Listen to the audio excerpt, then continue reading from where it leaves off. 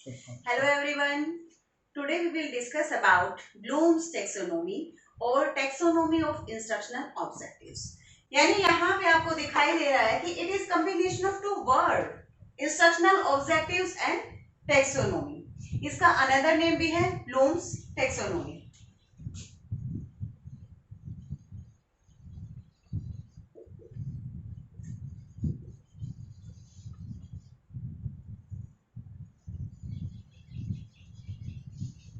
इसको हम blooms taxonomy क्यों बोलते हैं?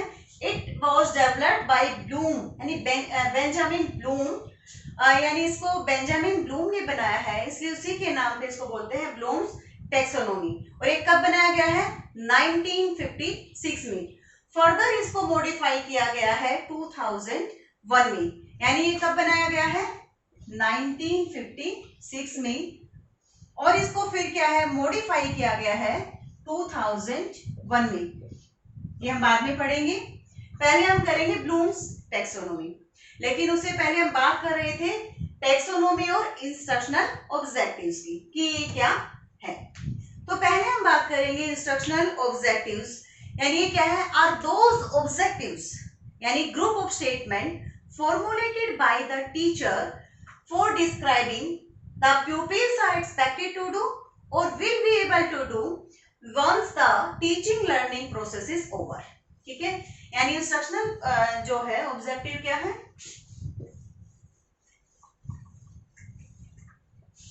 एक तो हम कहेंगे क्या है ये? Group of statement.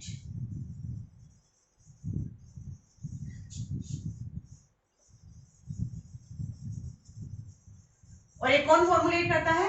Formulated by the teacher.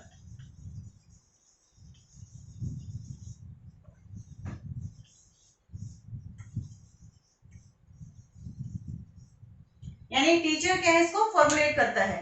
और क्यों करता है? डिस्क्राइब करने के लिए। ये क्यों बनाई जाती है? डिस्क्राइब करने के लिए कि जब टीचर की जो टीचिंग प्रोसेस है, टीचिंग लर्निंग प्रोसेस है, कंप्लीट हो जाएगा, उसके बाद बच्चों के बिहेवियर में क्या चेंज आएगा। यानी अगर टीचर पढ़ा रहा है, लेसन उसका कंप्लीट हो गया, यानी बच्चे क्या will be able to do, यानी will be able to define, will be able to cite examples, will be able to explain, will be able to classify. यानी टीचर पहले ही फॉर्मुलेट कर लेता है क्या डिस्क्राइब करने के लिए? For describing what the pupils और स्टूडेंट और learner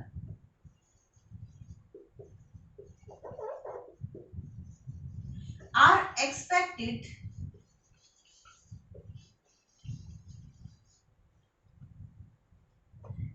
to do or will be able to do.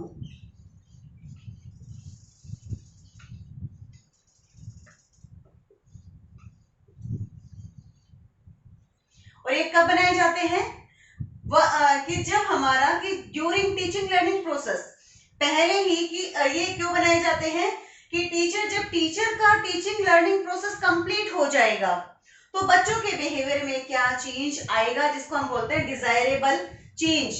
अब हम एग्जैक्ट नहीं कह सकते, लेकिन हम एक्सपेक्ट करते हैं कि जो हम पढ़ा रहे हैं उसके बाद बच्चों के बिहेवियर में क्या चेंज आएगा, जिसको हम बोलते हैं टर्मिनल बिहेवियर। क्या बोलते हैं? Terminal behaviour. अब हम बात करते हैं टैक्सोनॉमी। टैक्सोनॉमी क्या होती है? क्लासिफिकेशन, यानी किसी भी चीज का वर्गीकरण, किसी भी चीज को क्लासिफाई करना उसको पार्ट्स में। ठीक है, क्या है टैक्सोनॉमी? क्लासिफिकेशन।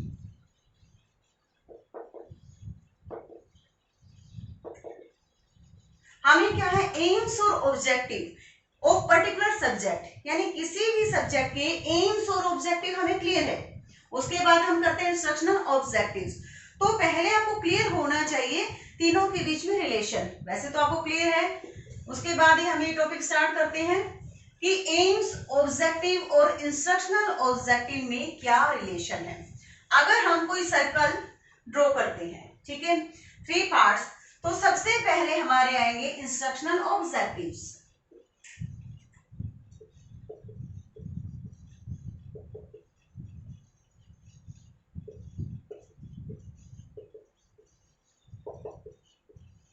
देन ऑब्जेक्टिव्स,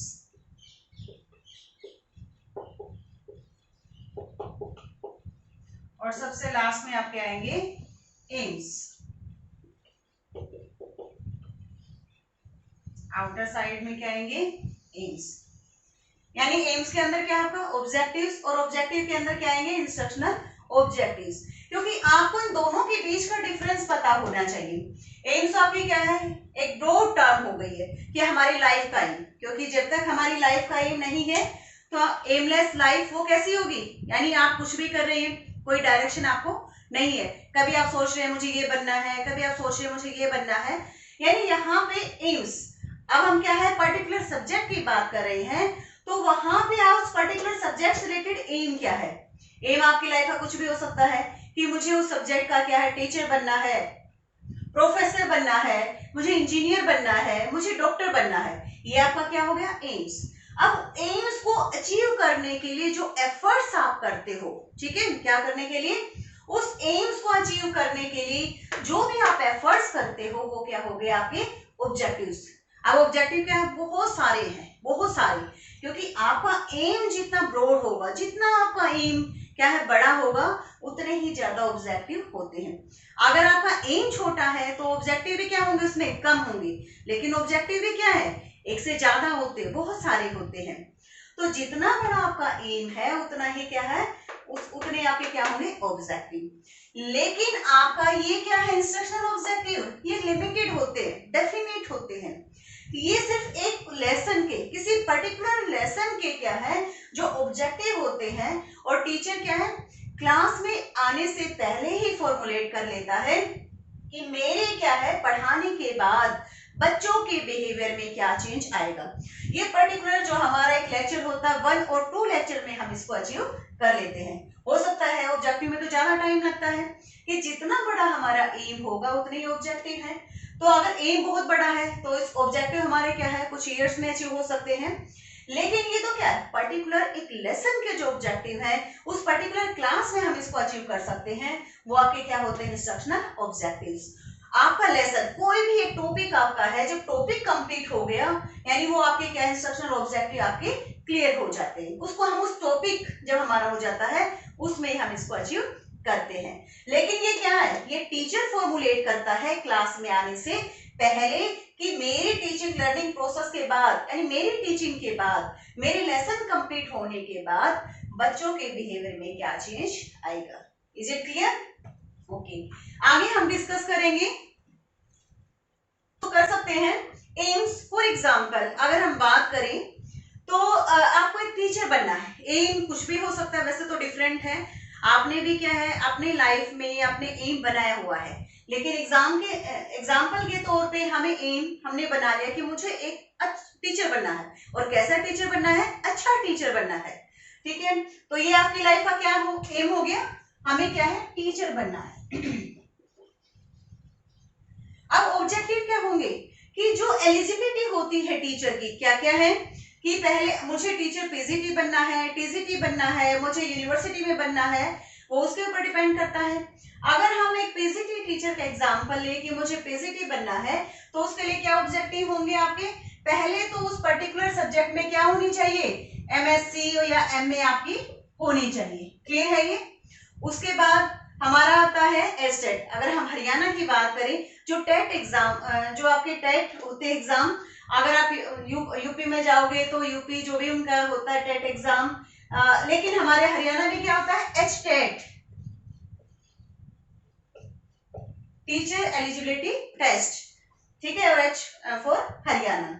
तो यहाँ पे एक तो हमारा क्या है, एमएससी एमए हमारी कंप्लीट होनी चाहिए, हमारा क्या है, एस्टेट होना चाहिए। तो हमें पता है ये एक सर्टेन टाइम में हम क्या अचीव कर सकते हैं।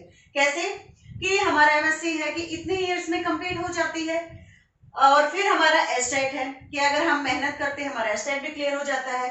उसके बाद आपके आते हैं ये तो क्या और हो सकते हैं, स्क्रीनिंग टेस्ट, आपका स्क्रीनिंग टेस्ट भी क्लियर होना चाहिए। ये सारे आपके एफर्ट्स, ये सारे आपके क्या है, ऑब्जेक्टिव, कि आपको एमएससी करनी है, एमए करनी है, क्योंकि जो टीचर आप, जो आपका एम है उसको अचीव करने के लिए जो उसकी एलिजिबिलिटी है वो आपकी क्या है, क्लियर होनी चाहिए, क्वालिफाई उसको करना है। तो आपका एस्टेट हो गया, स्क्रीनिंग टेस्ट हो गया। उसके बाद जो नॉर्म्स है, जितने भी नॉर्म्स है, इंटरव्यू है या किसी आपका एक्सपीरियंस है, यानी जितने भी वो क्राइटेरिया बनाए हुए हैं वो आपके फुलफिल होने चाहिए, वो आपके सभी क्या हो गए, ऑब्जेक्टिव्स। अब इंस्ट्रक्शनल ऑब्जेक्टिव क्या है कि जैसे किसी भी क्लास में चाहे वो आपका बीएड में, और साथ में क्या होनी चाहिए, बीएड भी होनी चाहिए यहाँ पे, ठीक है, क्योंकि ये तो आपकी क्या है, एमएससी एमए प्लस यहाँ पे क्या आपकी बीएड भी होनी चाहिए, क्योंकि ये क्वालिफिकेशन मस्ट है। उसके बाद एस्टेट है, उसके बाद स्क्रीनिंग टेस्ट है, इंटरव्यू है या अदर नॉर्म्स, जो भी क्राइटेरिया क्या है गवर्नमेंट ने बनाया हुआ है। अब है नेक्स्ट इंस्ट्रक्शनल ऑब्जेक्टिव्स। लेकिन ये तो किसी पर्टिकुलर किसी भी टॉपिक के, ठीक है, कि किसी भी लेसन के ऑब्जेक्टिव है, क्योंकि किसी भी क्लास में आप देखोगे ये क्लासरूम के ऑब्जेक्टिव है किसी पर्टिकुलर टॉपिक से रिलेटेड। अगर एग्जांपल ले लें कि हमें मैथ्स का एग्जांपल ले लेते हैं, मुझे करवाना है सर्कल के बारे में, क्या एरिया ऑफ सर्कल।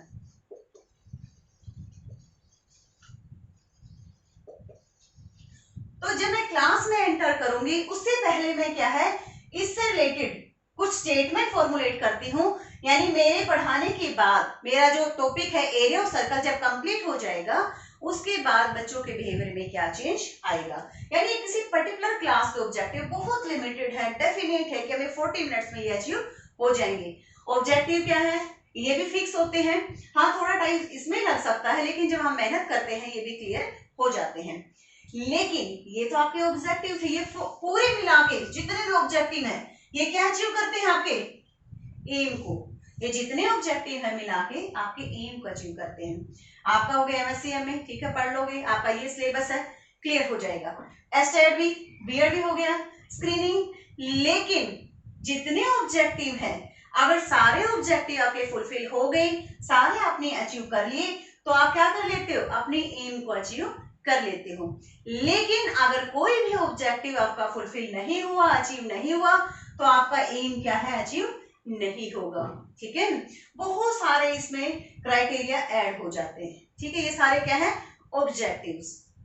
अब यहाँ पे है, क्योंकि ये सभी मेहनत करते हैं, सभी अपना कोशिश करते हैं, लेकिन जरूरी तो नहीं कि सभी क्या है एक गवर्नमेंट टीचर बन जाए, सभी को जॉब मिल जाए, क्योंकि इसमें बहुत सारे क्राइटेरिया होते हैं, वो सारे के सारे फुलफिल होनी चाहिए। ठीक है, ये हमारे क्या है, एम्स ब्रॉड टर्म है। ठीक है, इसको हम अचीव कर भी सकते हो, नहीं भी, क्योंकि इसमें बहुत सारे क्राइटेरिया, बहुत सारे ऑब्जेक्टिव के ऊपर डिपेंड होता है कि अगर सारे के सारे ऑब्जेक्टिव फुलफिल हो गए, अचीव हो गए, तो ये डेफिनेट है कि हम एम को क्या है, अचीव कर लेंगे इसमें। लेकिन कई बार इंटरव्यू है, उसमें मार्क्स कम आ जाते हैं।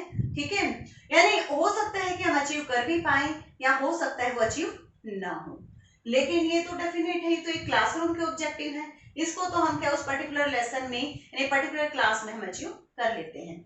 Is it clear? नेक्स्ट हम बात करते हैं, अब हम बात करते हैं ब्लूम्स टैक्सोनॉमी, क्योंकि यहाँ पे हमें क्या है, ब्लूम्स ने इंस्ट्रक्शनल ऑब्जेक्टिव को क्लासिफाई किया है। तो पहले हमने क्या सीखा, इंस्ट्रक्शनल ऑब्जेक्टिव्स क्या है, टैक्सोनॉमी मींस क्लासिफिकेशन, और किसका क्लासिफिकेशन बात करें, क्लासिफिकेशन ऑफ इंस्ट्रक्शनल ऑब्जेक्टिव्स, कि जो पर्टिकुलर क्लास के ऑब्जेक्टिव हैं उस पर्टिकुलर क्लास के, उसको कैसे ब्लूम्स ने क्लासिफाई किया।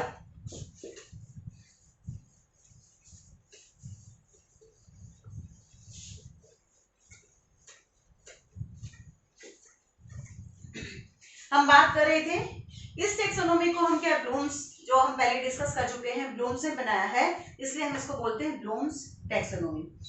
अब जो है कि लर्निंग जो ऑब्जेक्टिव है, ब्लूम्स ने इंस्ट्रक्शनल ऑब्जेक्टिव को 3 डोमेन में डिवाइड किया। कितने डोमेन में, 3 डोमेन में। ठीक है, वो डोमेन कौन कौन सी है आपकी, first one is cognitive domain,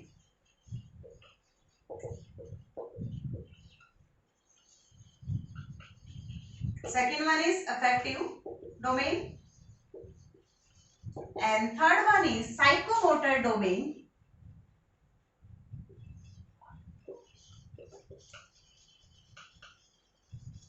और इसको हम क्या कहते हैं, कोनेटिव डोमेन। क्या बोल देते हैं, कोनेटिव डोमेन। ठीक है, ठीक है। यहाँ पे हमारा क्या है, first cognitive domain, second one is affective domain and third one is psychomotor domain की जो हमारे इंस्ट्रक्शनल ऑब्जेक्टिव है उसको कैसे क्लासिफाई किया, 3 पार्ट्स में। First one is cognitive, second one is affective and third one is psychomotor और cognitive domain. ठीक है।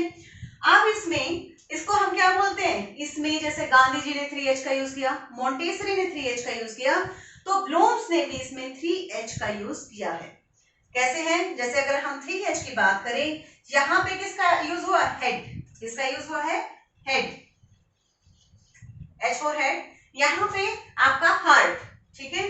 अफेक्टिव में किस चीज का यूज हुआ है, कौन से H का, हार्ट। एंड साइकोमोटर डोमेन की अगर बात करें, इसमें कौन सा H यूज हुआ है, H फॉर हैंड, यानी यहाँ पे क्या है, हैंड का। यानी यहाँ ये जो कॉग्निटिव डोमेन है ये रिलेटेड टू द ब्रेन, यानी related to the knowledge, related to the brain. यानी यहाँ पे अगर हम बात करें क्या हो जाएगा ये आपका टू नो,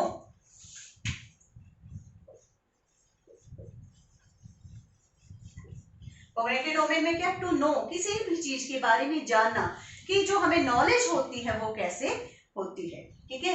क्योंकि जो लर्निंग होती है, लर्निंग के क्या है, 3 डोमेन आपके हैं, कॉग्निटिव, अफेक्टिव और साइकोमोटर डोमेन। ठीक है। यानी लर्निंग हमारे 3 पार्ट्स में होगी, कॉग्निटिव यानी हम ब्रेन से भी सीखते हैं, अपने हार्ट से भी सीखते हैं, और हैंड यानी फिजिकल एक्टिविटी से भी हम सीखते हैं। सेकेंड है टू फील, यानी ये हमारे किससे रिलेटेड है, रिलेटेड टू द इमोशंस, यानी टू फील। और साइकोमोटर डोमेन और कॉग्निटिव जो है वो किससे रिलेटेड है, डूइंग एस्पेक्ट से रिलेटेड है, मींस टू डू, कुछ करना, यानी करके सीखना। ठीक है, क्या है, टू डू। तो 1 बाय 1 हम डिस्कस करेंगे। यानी जो कॉग्निटिव डोमेन, लर्निंग की जो फर्स्ट डोमेन है, ये किससे रिलेटेड है, हमारे हेड से, हमारे ब्रेन से, कि हमारी जो लर्निंग है वो कैसे ब्रेन के थ्रू होती है। सेकेंड एस्पेक्ट यानी जो हमारी डोमेन है वो क्या है, अफेक्टिव, यानी ये हार्ट, कि हमारे जो इमोशंस, जो हमारे एटीट्यूड या जो हमारे एट्रीब्यूट, ठीक है, या हमारा जो इंटरेस्ट वो कैसे डेवलप होता है, यानी उसकी लर्निंग हमें कैसे होती है। थर्ड है साइकोमोटर डोमेन, की जो हम काम करते हैं, फिजिकल एक्टिविटी है, हम जो यानी जो हैंड के जरिए कुछ करके जो सीखते हैं, वो लर्निंग हमारी कैसे होती है। तो 1 बाय 1 हम डिस्कस करेंगे। फर्स्ट हम डिस्कस करेंगे cognitive domain. Is it clear?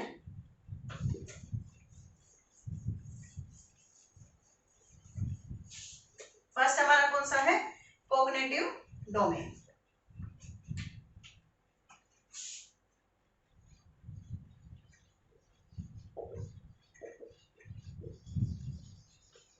ये हमारा किससे रिलेटेड था, हमारा हेड से रिलेटेड था, किससे रिलेटेड था, हेड। और अगर हम बात करें क्या है, टू नो अबाउट समथिंग, किसी भी चीज के बारे में जानना, कैसे हम जानते हैं, नॉलेज कैसे होती है। ठीक है। तो कॉग्निटिव डोमेन को ब्लूम्स ने 6 सब डोमेन में क्या है, डिवाइड किया, और किस ऑर्डर में, हायरार्किकल ऑर्डर में, लोवेस्ट टू हाईएस्ट। किस ऑर्डर में, lowest to highest.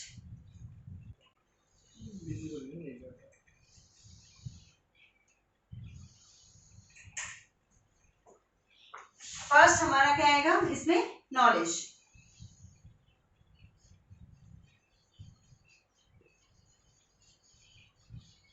Second one is comprehension.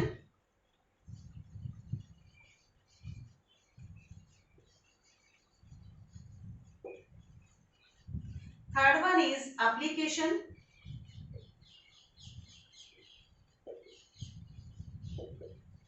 Fourth one is analysis. Fifth one is synthesis. And next आपका जो है ये आपका है इवैल्यूएशन। क्या है आपका, इवैल्यूएशन।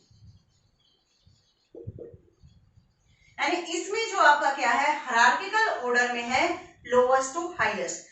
अगर हम 3 सब डोमेन जो आपके फर्स्ट 3 हैं, ये आपके आते हैं लोवेस्ट ऑब्जेक्टिव में। किस में आते हैं, लोवेस्ट, सबसे कम वाले में, ये आपके आएंगे लोवेस्ट। अगर हम एनालिसिस और सिंथेसिस की बात करें, ये आपके आते हैं हाइयर में। और इवैल्यूएशन की अगर हम बात करें, किस में आएगा, हाईएस्ट में। ये लोएस्ट ऑब्जेक्टिव, ये हायर ऑब्जेक्टिव्स, और इवैल्यूएशन की बात करें ये क्या है, हाईएस्ट ऑब्जेक्टिव। ठीक है, तो वन बाय वन हम डिस्कस करेंगे। अब नॉलेज क्या होता है, जो हम कहते हैं कि मुझे नॉलेज है, ये तो सबसे लोवेस्ट आपका ऑब्जेक्टिव है, टू नो अबाउट समथिंग, किसी चीज की इंफॉर्मेशन होना, जस्ट इंफॉर्मेशन। तो ये आपका क्या है, सबसे लोवेस्ट आपका ऑब्जेक्टिव है कि किसी भी चीज के बारे में जानना। तो हमारा फर्स्ट क्या है, knowledge, second one is comprehension, third one is application, fourth one is analysis, next one is synthesis, and last क्या है आपका, लास्ट और हाईएस्ट ऑब्जेक्टिव इज इवैल्यूएशन। तो वन बाय वन हम डिस्कस करेंगे। फर्स्ट क्या आपका, नॉलेज, क्या आपका फर्स्ट, नॉलेज, ये हमारा क्या है, फर्स्ट नॉलेज। तो नॉलेज के बारे में हम क्या है डिस्कस करेंगे। पहले हम कहते हैं कि नॉलेज यानी टू नो अबाउट समथिंग, यानी to gain information about something, या टू नो अबाउट, या to gain information about an idea और ऑब्जेक्ट और कंसेप्ट, यानी किसी भी ऑब्जेक्ट, किसी भी आइडिया, किसी भी चीज के बारे में इंफॉर्मेशन गेन करना, जस्ट इंफॉर्मेशन रिसीव करना। ठीक है, या हम कहते हैं उसको रिमेंबर करना, ठीक है, उसको याद करना। यहाँ पे अगर हम बात करें, ये भी कह सकते हैं it is just related rote learning, सिर्फ उस चीज को रटना, यानी यहाँ पे आपको क्या है, अंडरस्टैंडिंग नहीं है, समझ नहीं है, सिर्फ किसी ने आपको बताया कि ये क्या है आपका इंफॉर्मेशन, वो आपने क्या उसको रिसीव कर लिया, उसको क्या सिर्फ ठीक है। ये जैसे मैंने आपको बताया ये क्या है, इट इज अ पेन, यानी आपको इंफॉर्मेशन हो गई, ये क्या है, पेन, यानी आपको सिर्फ ये है कि ये हमारा पेन है। जैसे बचपन में हम क्या करते हैं, चाइल्डहुड में हमें ज्यादा समझ नहीं होती, किसी ने हमें टेबल, पोएम्स हम रिसाइट करते हैं, सिर्फ याद कर लेते हैं, वो हमें समझ नहीं है, उसको हम क्या रोट लर्निंग बोल सकते हैं।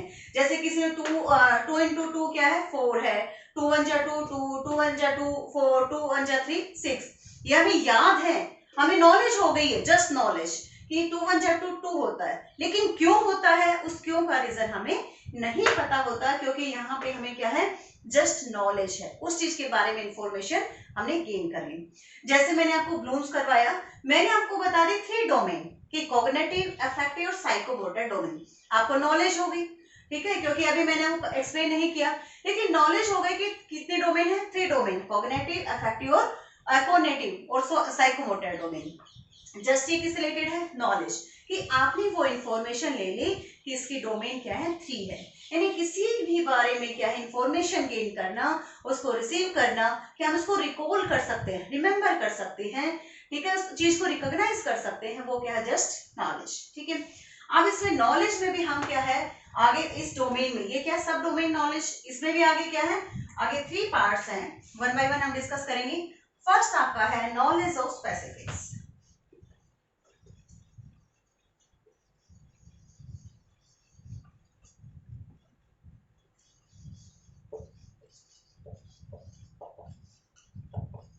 क्या आपका, नॉलेज ऑफ स्पेसिफिक्स, इसमें भी आगे टर्म्स आएंगी।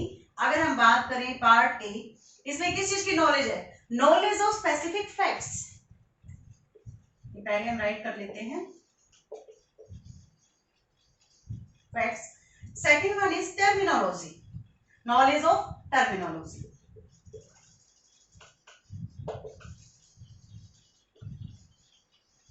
हाँ जी, अब क्योंकि जब नॉलेज की बात करें कि लर्निंग की जो नॉलेज है वो कैसे रिसीव करते हैं, लर्निंग हमारी कैसे होती, फर्स्ट आपका है नॉलेज ऑफ स्पेसिफिक्स, इसमें क्या कहेगा, उस स्पेसिफिक फैक्ट्स, टर्मिनोलॉजी। यहाँ पर हम पर्टिकुलर सब्जेक्ट की बात कर रहे हैं कि सबसे पहले हमें किसकी नॉलेज होनी चाहिए, उस पर्टिकुलर सब्जेक्ट के जो फैक्ट्स है। अगर हम मैथ्स की बात करें, जैसे मेजरमेंट है, वॉल्यूम है, एरिया है, ये हमारे क्या हो गए, स्पेसिफिक फैक्ट्स, यानी उस पर्टिकुलर स्पेसिफिक फैक्ट्स की नॉलेज होनी चाहिए, उस टॉपिक की बेसिक नॉलेज होनी चाहिए। नेक्स्ट आपका क्या है, टर्मिनोलॉजी, हर सब्जेक्ट की अपनी लैंग्वेज, अपनी टर्म्स होती हैं, ठीक है, अपनी वोकेबलरी होती है, तो हमें क्या है, उस वोकेबलरी, उस पर्टिकुलर सब्जेक्ट की वोकेबलरी, उसकी लैंग्वेज का हमें क्या है, नॉलेज होनी चाहिए। ठीक है, ये आपकी क्या है, सबसे बेसिक में आता है कि उसकी स्पेसिफिक चीजों की, उस सब्जेक्ट के स्पेसिफिक चीजों की नॉलेज होना। ठीक है, सेकंड क्या है कि हमने ठीक है सीख लिया कि ये चीजें हैं, ये टर्म्स है, ये फैक्ट्स होते हैं, इस चीज की नॉलेज होगी। लेकिन अब बात आता है कि जो फैक्ट्स है, ठीक है, ये बात आएगी कि जो फैक्ट्स है उसको हम कैसे रिसीव करें, कैसे उसको क्या है गेन करें, ठीक है। तो कुछ वो कौन से वेज, वो कौन से मीन्स, वो कौन से साधन है जिसके जरिए हम इन स्पेसिफिक फैक्ट्स और इन टर्मिनोलॉजी को क्या है गेन कर सकते हैं। तो सेकंड क्या आपका आएगा,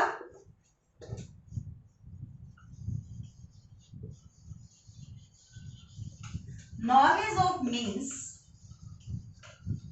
और वेज, किसके साथ डील करेंगे, to deal with specific facts.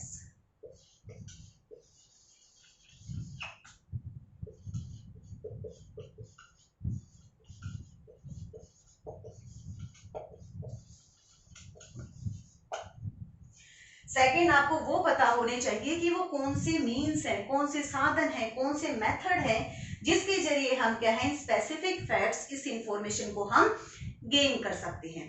तो इसमें आपके क्या आएंगे, आपको होनी चाहिए नॉलेज ऑफ कन्वेंशंस, ठीक है। यानी अगर हम बात करें कौन से, कि knowledge of ways and means to deal with specific facts, तो किस चीज की नॉलेज होनी चाहिए, पहले हमें convention, knowledge of convention,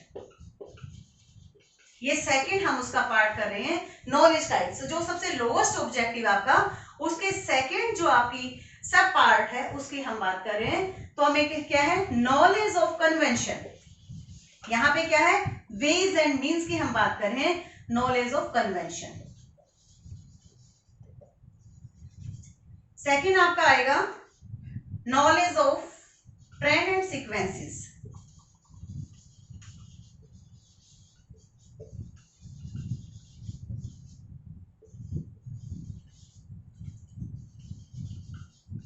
third इसमें आएगा नॉलेज ऑफ क्लासिफिकेशन,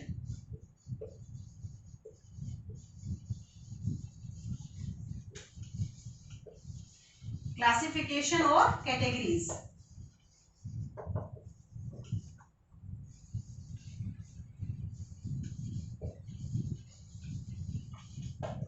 फोर्थ इसमें आएगा आपका नॉलेज ऑफ क्राइटेरिया,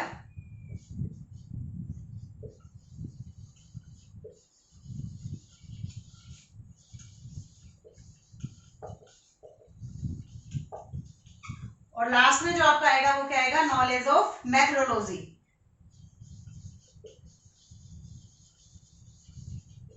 लास्ट में क्या आएगा मेथोडोलॉजी, ठीक है।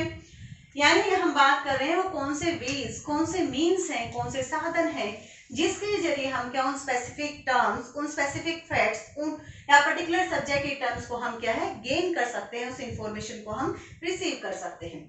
तो फर्स्ट कौन सा है ये नॉलेज ऑफ कन्वेंशन, कि आपको क्या वो प्रोसेस, ठीक है, वो आपके क्या है उस प्रोसेसर का पता होना चाहिए जिससे हम क्या उस इंफॉर्मेशन को क्या है अचीव कर सके।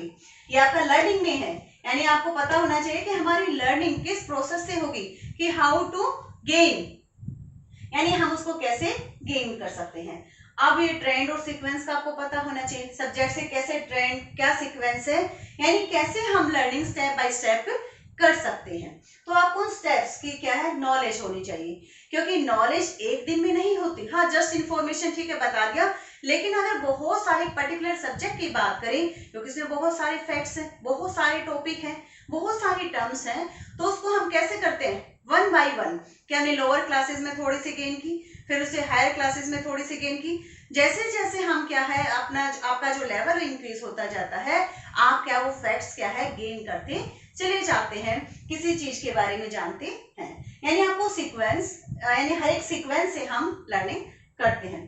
थर्ड क्या है नॉलेज ऑफ क्लासिफिकेशन और कैटेगरीज, यानी हर सब्जेक्ट जैसे बहुत सारे टॉपिक हैं उसके आगे क्लासिफिकेशन है, किस टॉपिक के हो सकते हैं, ब्रांच के हो सकते हैं, उस कैटेगरी की आपको नॉलेज होनी चाहिए कि कैसे क्या इन दोनों के बीच में रिलेशन है, ठीक है, कैसे हम इसको क्लासिफाई कर सकते हैं, कैसे हम इसको लर्न करेंगे।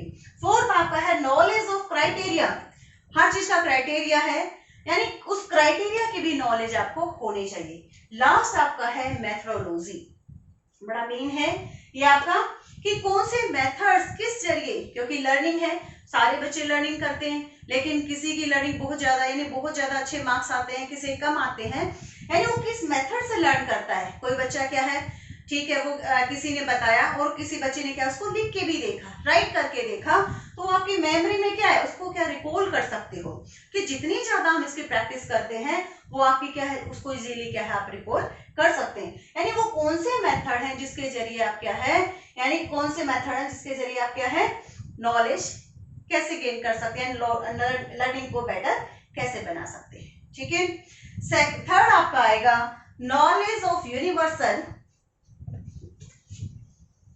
थर्ड, इसी में हम किसकी बात कर रहे हैं, अभी हम नॉलेज की बात कर रहे हैं, जस्ट किसकी, नॉलेज की। जो फर्स्ट आपका सब डोमेन है नॉलेज, उसमें जो थर्ड पार्ट है वो क्या है आपका knowledge of universals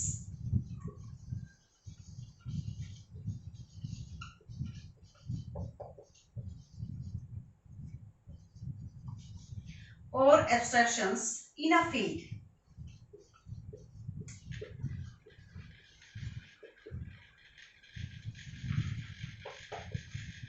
in a field, इसमें क्या आएगा आपका, अगर हम आगे बात करें, यहाँ पे है नॉलेज ऑफ यूनिवर्सल और एब्स्ट्रैक्शंस इन अ फील्ड, यानी फील्ड यहाँ पे एक पर्टिकुलर टॉपिक की बात है, उस पर्टिकुलर फील्ड की बात है कि हमें यूनिवर्सल क्या होते हैं कि पूरे यूनिवर्स में, पूरे वर्ल्ड में वो एक चीज है। ठीक है, अगर मैथ्स का अगर कोई फॉर्मूला है, आप यहाँ पे हरियाणा में हो या आप उड़ीसा में चले जाओ, तमिलनाडु में चले जाओ, आप यूके में चले जाओ, ठीक है, यूएसए में चले जाओ, वो फॉर्मूला आपका एज इट इज रहेगा।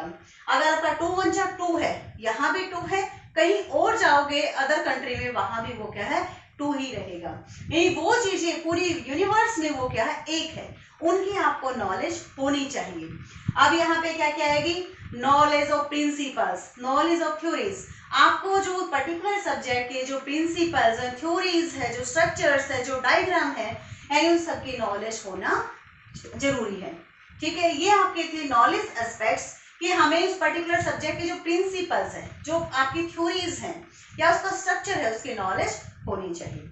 ये सबसे लोएस्ट है कि आप किसी चीज के बारे में कैसे इंफॉर्मेशन रिसीव करते हैं, कैसे इंफॉर्मेशन को गेन करते हैं। अगर हमारा ये आपकी सबकी डिफरेंट होती है कि कैसे हमने उसको रिसीव किया।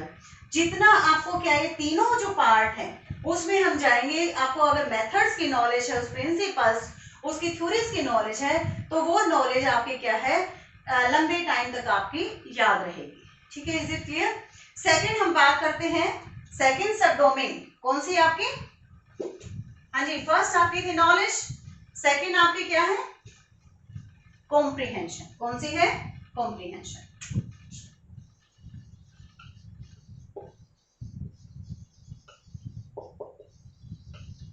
यानी किससे रिलेटेड है, अंडरस्टैंडिंग। ठीक है, यहाँ पे तो हमने जस्ट क्या है रोट लर्निंग, ठीक है, किसी ने बताया और हमने क्या इन्फॉर्मेशन ले ली, लेकिन इससे जैसे आगे जाते हैं, इसे क्या है यहाँ पे ये क्या है लोएस्ट से हाईएस्ट जाएगा, उसके बाद लेकिन कॉम्प्रिहेंशन क्या है, किसी चीज के बारे में समझना, उसके अंडरस्टैंडिंग की बात करते हैं, लेकिन ये टोटली क्या है, it is totally based upon the knowledge. There is no knowledge, there will be no comprehension. कि अगर नॉलेज नहीं है तो आपकी अंडरस्टैंडिंग भी नहीं होगी। पहले वो टॉपिक क्या है, इंफॉर्मेशन लेनी है, अंडरस्टैंडिंग तो बाद में होगी। आपने इंफॉर्मेशन लेनी तो अंडरस्टैंडिंग आपको कैसे हो सकती है, तो ये किसके ऊपर बेस्ड है, आपकी नॉलेज के ऊपर। अगर आपको उस चीज की नॉलेज है तभी आपको उसकी अंडरस्टैंडिंग हो सकती है। ठीक है, यानी अगर, और ये कैसे पता लगेगा, अब हमारे 3 पार्ट्स हैं, उसमें आपको क्या है कंप्लीट इंफॉर्मेशन हो जाएगी। फर्स्ट आपका है ट्रांसलेशन।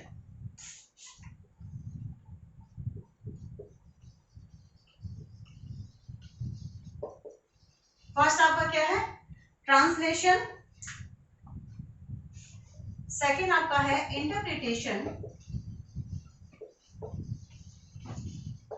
थर्ड आपका क्या है extrapolation. Third one is extrapolation.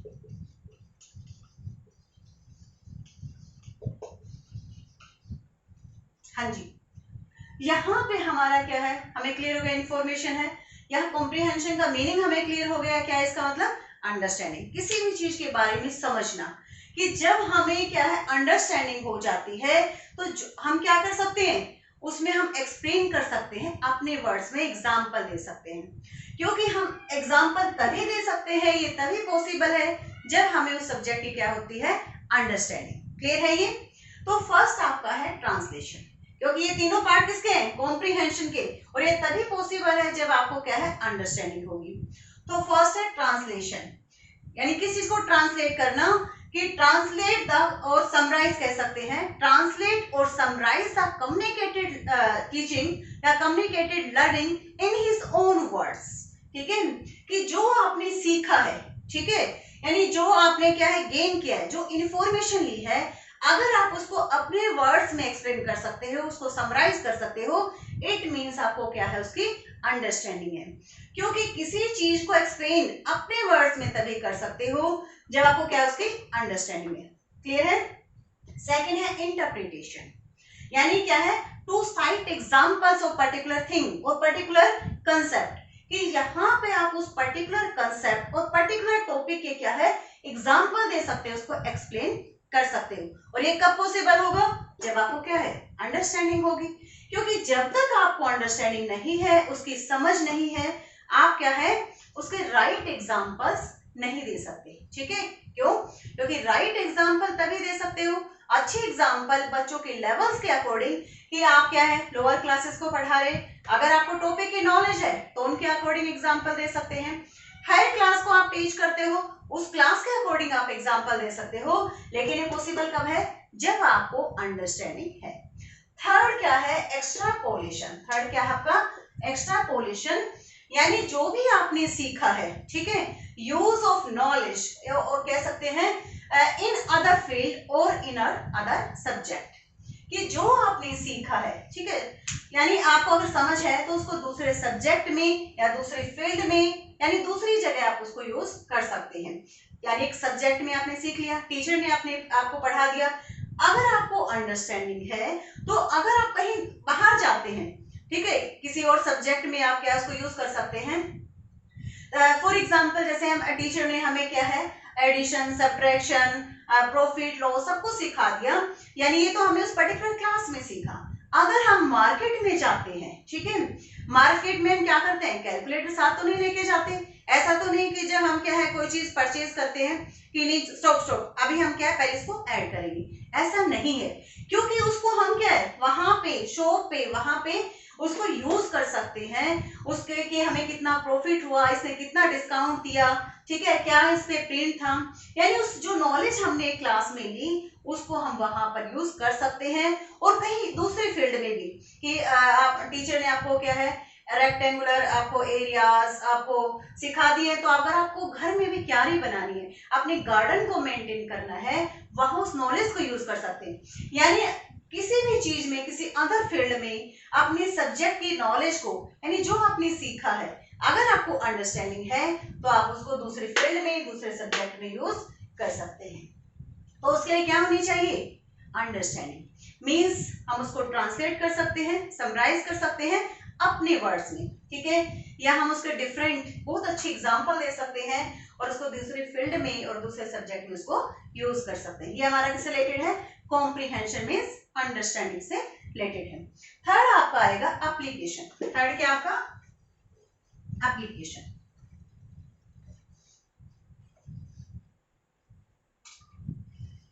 Third सब डोमेन क्या थी आपकी, एप्लीकेशन।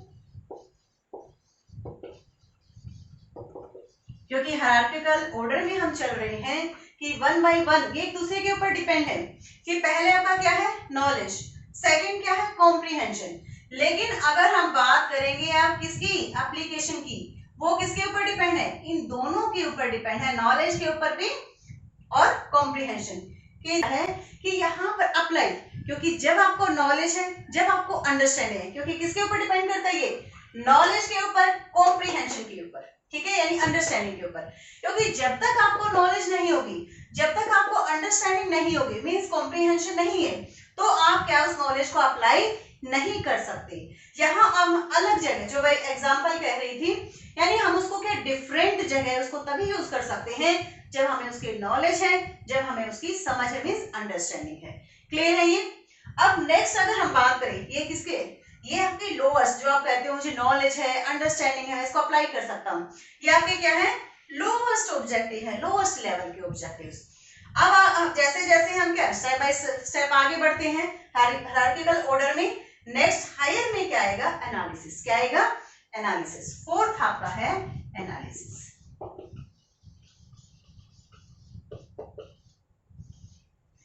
ये हायर लेवल की अंडरस्टैंडिंग है, ठीक है। एनालिसिस क्या है, अंडरस्टैंडिंग ऑफ हायर लेवल।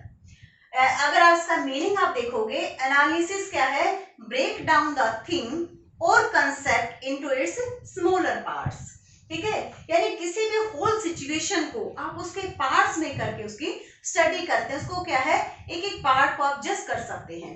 ये आपके, और ये कब पॉसिबल है, जब आपको नॉलेज हो जाती है, जब आपको अंडरस्टैंडिंग है, जब आप उसको अप्लाई करना सीख जाते हैं, तो आप क्या है उसको एनालिसिस, ये हायर लेवल की अंडरस्टैंडिंग है, तो उसको एनालाइज करना सीख जाते हैं, ठीक है। क्योंकि जब तक आपको अंडरस्टैंडिंग नहीं है, उसको अप्लाई करना नहीं आया, तो आप क्या है इसको एनालाइज नहीं कर सकते। बच्चा क्या करता है, अगर हम वो छोटा, एक छोटी सी बच्चे का एग्जांपल लें, अगर बच्चा कार टॉय, कोई किसी भी टॉय के साथ खेलता है, तो क्या करता है, वो पहले उस कार को देखता है, यानी कार उसके लिए क्या हो गई, होल सिचुएशन, यानी एक होल चीज है। वो क्या करता है, धीरे धीरे उसके पार्ट्स वो बड़ा अच्छे से उसको ऑब्जर्व करता है, ठीक है। उसके क्या, व्हील निकाल देता है, स्टीयरिंग निकाल देता है, डिफरेंट पार्ट्स को वो निकाल देता है। यानी यहाँ पे कोई भी कंसेप्ट, कोई भी थिंग, कोई आइडिया है, उसको हम स्मॉलर पार्ट में करके उसकी स्टडी करते हैं, उसको सीखते हैं, ठीक है। और ये तभी पॉसिबल है जब हमें क्या है, उसकी लर्निंग अच्छे से हो गई है, अंडरस्टैंडिंग हो गई है, अप्लाई करना सीख गए हैं। अगर हम डेली लाइफ में, क्योंकि हम शॉपिंग के लिए जाते हैं, अगर आप देखोगे कई क्या है, ठीक है वो देखते हैं, हाँ हाँ ठीक है अच्छा लग रहा है, हम उसको परचेज कर लेते हैं। लेकिन आपने देखा होगा कई पर्सन उसको बड़े ध्यान से देखते हैं, इसकी जो स्टिचिंग है क्या ये ठीक है, इसमें जो है थ्रेड यूज किए गए ऐसे हैं, ये कपड़ा ऐसा है, क्योंकि उसको उसकी अंडरस्टैंडिंग है, डीप अंडरस्टैंडिंग है, ठीक है। तभी हम इसको कर सकते हैं। जैसे कोई आर्टिस्ट हम कहते हैं बड़ा अच्छा है, क्योंकि उसको उसकी पूरी समझ है, तभी हम इस लेवल पर पहुंचते हैं। तो ये क्या हो गया आपका एनालिसिस, कि जब आप होल सिचुएशन को डिफरेंट स्मॉल पार्ट्स में करके उसको समझते हैं, ये आपका क्या हो गया एनालिसिस। अब नेक्स्ट आपका है, इसमें भी क्या है, आपके एनालिसिस किस चीज का कर सकते हो, एनालिसिस ऑफ द एलिमेंट,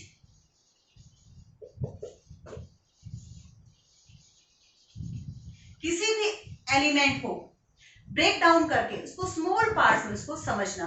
क्योंकि जब हमारे पास होल सिचुएशन है, फॉर एग्जांपल कोई प्रॉब्लम क्रिएट हो गई है, ठीक है, कोई भी प्रॉब्लम, क्योंकि लाइफ में हम क्या करते हैं, कभी ना कभी प्रॉब्लम फेस करते हैं, तो प्रॉब्लम फेस क्या है, वो प्रॉब्लम आपकी हो गई होल, ठीक है।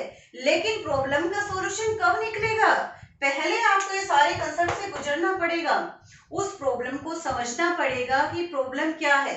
आप प्रॉब्लम को समझने के लिए क्या करते हो, आप उसके डिफरेंट पहलू को आपको समझना पड़ेगा, डिफरेंट पार्ट्स को, कि ठीक है ये प्रॉब्लम है, ये कैसे हुई, क्या इसके कॉजेज है, यानी क्या क्या हुआ।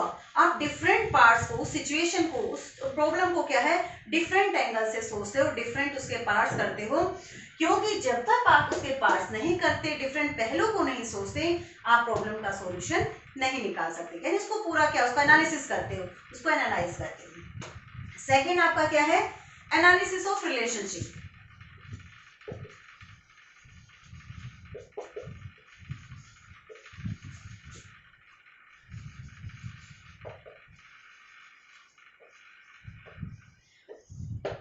यहाँ पे क्योंकि बहुत सारे टॉपिक ऐसे होते हैं हर एक सब्जेक्ट में, उनका आपस में रिलेशन है, तो वहां पे हम क्या उसको एनालाइज कर सकते हैं कि ये दो टॉपिक है, कैसे रिलेशन बना, यानी उसको पूरा उसके पार्ट्स को, पहले पर्टिकुलर उस टॉपिक को समझते हैं, उस फिर सेकेंड उसको समझते हैं, फिर उनमें क्या रिलेशन है, किस टाइप से आया, वो हम पूरा एनालाइज करते हैं। क्योंकि लर्निंग हमारी ऐसे नहीं होती, लर्निंग क्या, उसको जब हम एनालाइज करते हैं तभी हमारी क्या है कंप्लीट होती है, ठीक है।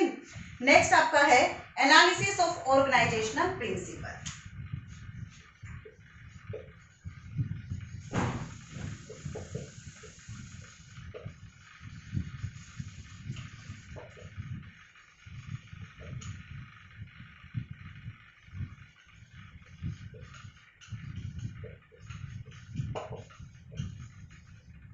नेक्स्ट क्या आपका एनालिसिस ऑफ ऑर्गेनाइजेशनल प्रिंसिपल्स, कि जो प्रिंसिपल्स ऑर्गेनाइज्ड हैं, जो किसी भी सब्जेक्ट के बने हुए हैं, उनको पूरा एनालिसिस आपको करना है, उसको एनालाइज करना है, उसको समझना है। यानी आपको क्या है, एनालिसिस क्या हो गया कि जो होल सिचुएशन है, होल पार्ट है, होल कंसेप्ट है, यानी पूरा जो टॉपिक है उसको पार्ट्स में करके आपको उसको समझना है। क्लियर है ये आपको? नेक्स्ट आपका अगर हम बात करें, अगर हम क्या है नीचे से ऊपर की तरफ जा रहे हैं, तो नेक्स्ट आपका ऑब्जेक्टिव कौन सा है? सिंथेसिस। कौन सा है नेक्स्ट आपका? सिंथेसिस।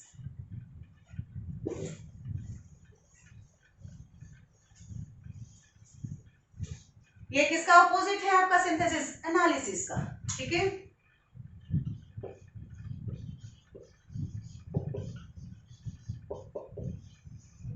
उसमें तो क्या था, एनालिसिस में हम चीजों को तोड़कर सीख रहे थे, डिफरेंट पार्ट्स को करके।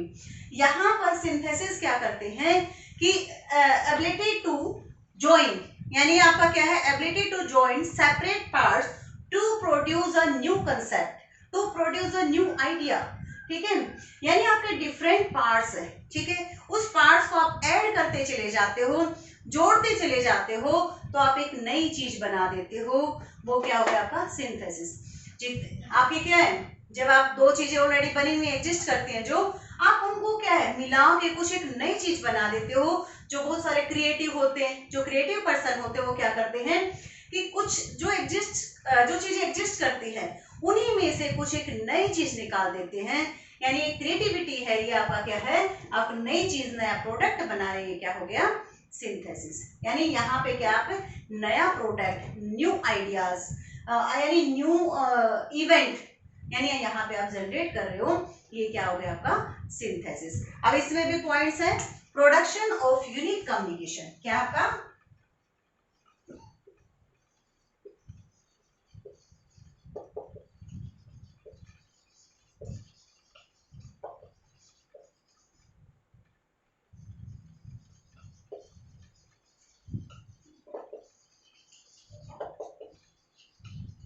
कम्युनिकेशन, कोई भी चीज यानी नॉलेज, इंफॉर्मेशन, या कोई भी इवेंट यानी आइडिया, कुछ भी हो सकता है। यानी प्रोडक्शन ऑफ यूनिक कम्युनिकेशन, यहाँ पे जो यूनिक वर्ड यानी यूनिक क्या है, एक नई चीज प्रोड्यूस करना, एक नई चीज बना देना, कि किसी भी चीज में से आप कोई यूनिक चीज प्रोड्यूस करते हो, एक न्यू आइडिया जनरेट करते हो, वो आपका क्या हो गया? सिंथेसिस। क्या हो गया आपका? सिंथेसिस। या प्रोडक्शन ऑफ अ प्लान,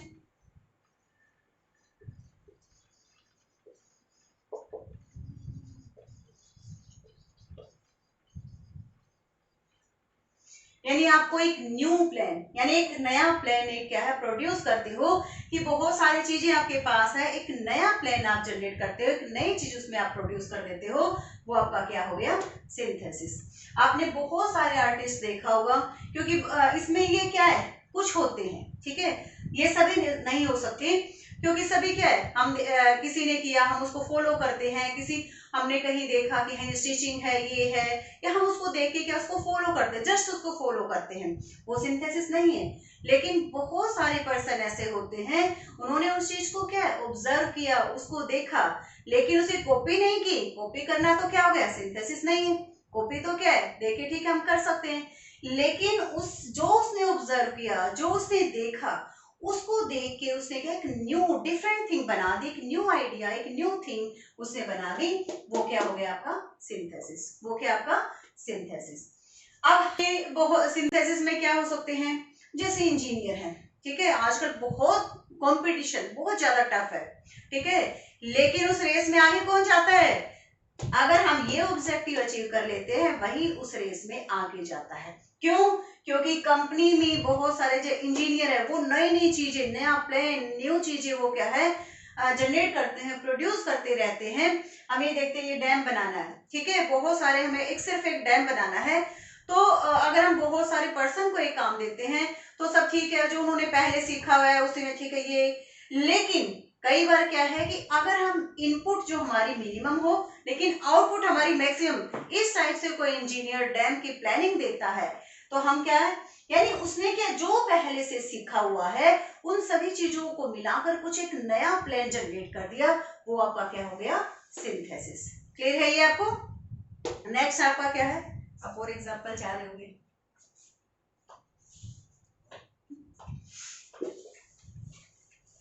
आपका नेक्स्ट कौन सा है, क्योंकि ये हायर ऑर्डर के हैं। अब हमारा क्या है, जो सबसे लास्ट और जब सबसे हाईएस्ट जो ऑब्जेक्टिव है वो कौन सा आपका, इवैल्यूएशन। कौन सा आपका, इवैल्यूएशन। अब ये किसके ऊपर डिपेंड करता है, ये इन सभी 5 सब डोमेन के ऊपर डिपेंड करता है। ये सारे क्या है, जैसे हमें अगर छत पे जाना है, हम क्या एक स्टेयर, दूसरी स्टेयर, थर्ड, फोर्थ ऐसे करते हैं। ऐसा तो नहीं कि फर्स्ट के बाद सारे निकाल दो, हम सीधा टॉप पे गिर जाएंगे। धीरे धीरे क्या है, हमें 1 बाय 1 स्टेप बाय स्टेप आगे बढ़ना है कि अगर आपको नॉलेज है तभी आपको कॉम्प्रिहेंशन हो यानी अंडरस्टैंडिंग हो सकती है, तभी आप उसको अप्लाई कर सकते हो, तभी आप उसको एनालाइज कर सकते हो, तभी आपको सिंथेसाइज कर सकते हो, और तभी क्या आप इवैल्यूएट कर सकते हो। यहाँ पे इवैल्यूएशन क्या है, एबिलिटी टू जज द वैल्यू ऑफ समथिंग। यहाँ पे क्या है, किसी चीज की, किसी पर्टिकुलर टॉपिक की, किसी प्लान की, किसी थ्योरी की, किसी प्रिंसिपल की आप क्या है वैल्यू को जज कर सकते हो और डिसीजन ले सकते हो कि इट इज राइट और रॉन्ग। यानी जो हम लर्निंग है, जो हमने सीखा है, जिसकी अंडरस्टैंडिंग की है, उसको अप्लाई करना सीख गए, एनालाइज करना सीख गए, सिंथेसाइज। यानी यहाँ पे हम क्या है क्वांटिटेटिवली और क्वालिटेटिवली उसकी वैल्यू को जज करना सीख जाते हैं। ये क्या है, हाईएस्ट ऑर्डर का है, और ये तभी पॉसिबल है जब आपके 5 सब डोमेन आप अचीव कर लेते हैं। क्योंकि मेन है कि हम यहाँ पे जो लर्नर है वो डिसीजन ले सकता है कि जो हमने जो लर्निंग है, ठीक है, वो कितनी क्वालिटेटिव है और कितनी क्वांटिटेटिव है। यहाँ पर हम बच्चों से एक्सपेक्ट करते हैं कि बच्चा यहाँ पे डिसीजन ले, यानी वो डिसीजन तभी ले सकता है जब हम इन 5 सब डोमेन को अचीव कर लेते हैं। ये था हमारा ये ओल्ड, ये जो हम ओरिजिनल आपकी जो ब्लूम्स टैक्सोनॉमी है ये आपकी है।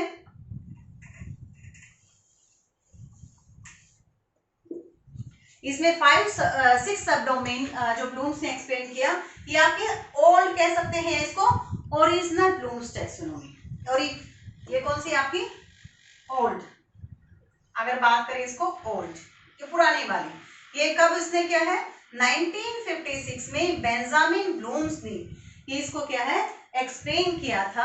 हमें क्या इंस्ट्रक्शनल ऑब्जेक्टिव को क्लासिफाई किया था। तो 3 जो डोमेन थी, उसकी जो डोमेन है कॉग्निटिव, इसको रिवाइज किया गया है 2001 में। और ये किसने रिवाइज किया है, एंडरसन ने। किसने रिवाइज किया है, एंडरसन ने। उसमें भी क्या है, जैसे इसमें 6 सब डोमेन है, हायरार्किकल ऑर्डर में है, तो जब रिवाइज किया गया ब्लूम्स टैक्सोनॉमी, उसमें क्या है 6 सब डोमेन ही रखे, लेकिन कुछ का क्या है प्लेस आपस में चेंज कर दिया। तो ये क्या है, कैसे है,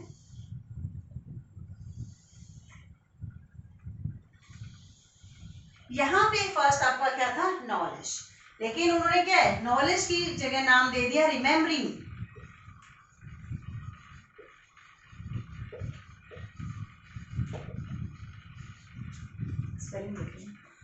इसमें क्या है फर्स्ट रिमेम्बरिंग, नॉलेज को किसमें रिप्लेस कर दिया, रिमेम्बरिंग में। कि नॉलेज जो हम कहते हैं किसी चीज के बारे में, रोट लर्निंग यानी टू रिसीव इंफॉर्मेशन, ठीक है, टू गेन नॉलेज, यानी जस्ट रिमेम्बर करना, उसको क्या है याद करना, उसको रिकॉल करना।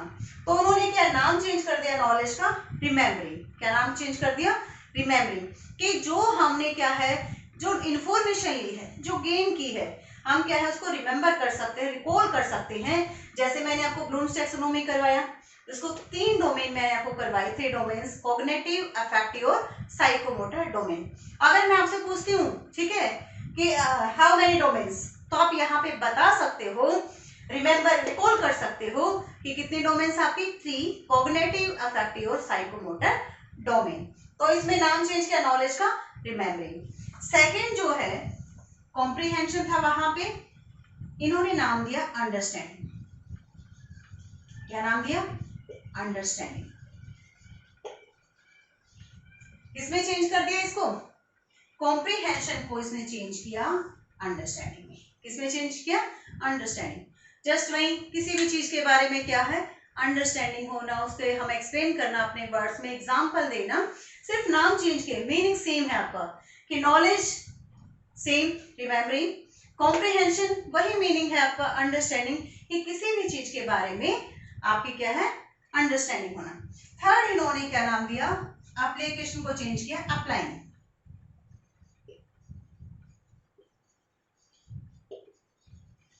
किसमें चेंज किया, यहाँ भी क्या है, जो इंफॉर्मेशन हमें अंडरस्टैंडिंग है उसको हम नई जगह नई फील्ड में हम उसको क्या है अप्लाई करना सीख जाते हैं। फोर्थ आपका है एनालाइजिंग, एंड इसने एप्लीकेशन को नाम दिया नेक्स्ट रिवाइज में अप्लाइंग। फोर्थ आपका है एनालाइजिंग।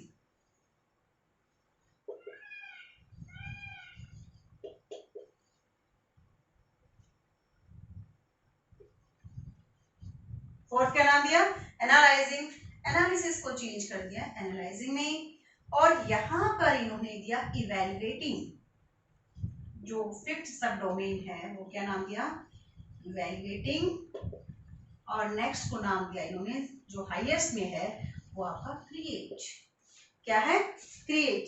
अगर आप देखोगे ये सभी ठीक है आपका knowledge, comprehension, application, analysis, synthesis, ये आपके क्या ओल्ड है, 1956 में ब्लूम्स ने इसको डेवलप किया।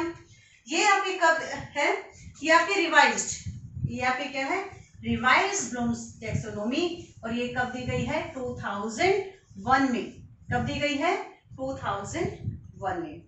अगर आप ध्यान से ऑब्जर्व करोगे, knowledge, comprehension, application, analysis, synthesis और इवैल्यूएशन, ये आपके क्या है, नाउन। क्या है आपके, नाउन। यानी यहाँ पे नाउन को, और ये ऑब्जर्व करोगे ये क्या आपकी वर्ब, ये क्या है, सारी वर्ब फॉर्म है। यानी किस में चेंज किया गया, नाउन टू वर्ब फॉर्म। इसमें चेंज किया नाउन टू वर्ब फॉर्म, कि नाउन से लेकर, ठीक है, पहले नाउन था तो नाउन को किस में चेंज कर दिया, वर्ब में चेंज कर दिया, एक्शन वर्ब में। ठीक है, तो यहाँ पे नॉलेज का नाम क्या दिया, रिमेम्बरिंग। मीनिंग सेम है आपका, कॉम्प्रिहेंशन, ये भी मीनिंग सेम है कि उस टॉपिक की अंडरस्टैंडिंग होना, उसको समराइज करना, उसके एग्जाम्पल देना, उसको दूसरे फील्ड में यूज करना। एप्लीकेशन को नाम दिया अप्लाइंग, यानी उसको अप्लाई कर सकते हैं। एनालिसिस सेम, कि एनालाइज कर सकते हैं, उसका एनालिसिस कर सकते हैं। लेकिन जो आपका चेंज है रिवाइज में, उन्होंने कहा कि जो इवैल्यूएशन है वो हाईएस्ट ऑर्डर का नहीं है।